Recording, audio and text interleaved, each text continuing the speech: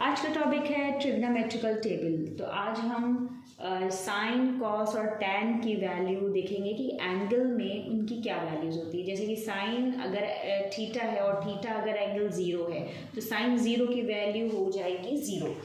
इसी तरह से साइन थीटा यानी अगर थीटा एंगल 30 हो जाए तो साइन 30 की वैल्यू 1/2, साइन 45 की वैल्यू 1/√2, साइन 60 की वैल्यू √3/2 और साइन 90 हो जाएगा 1।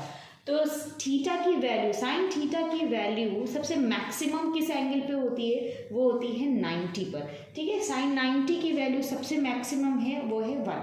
इसी तरह से कॉस में वैल्यू अगर हम देखें तो कॉस में ये जो वैल्यूज़ होती है वो साइन की वैल्यूज़ के जस्ट रिवर्स हो जाती है। यानी कि जो वैल्यू साइन थीटा 90 पर है, जैसे जो वैल्यू साइन 90 पर 1 है वो कॉस 0 में हो जाएगी। दैट इज कॉस 0 इज़ 1 और कॉस 30 जो हो वो हो जाएगा √3/2।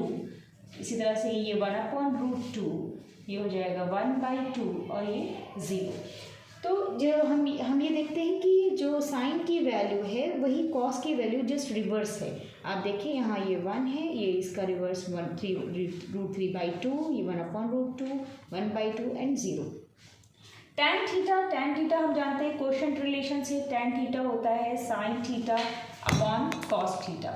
ठीक है, तो अगर हम टैन 0 की वैल्यू निकालें, टैन 0 डिग्री की वैल्यू निकालें एंगल में, तो ये हो जाएगा साइन 0 अपॉन कॉस 0 और साइन 0 की वैल्यू है 0 और कॉस 0 की वैल्यू 1, तो टैन 0 की वैल्यू हो जाती है 0।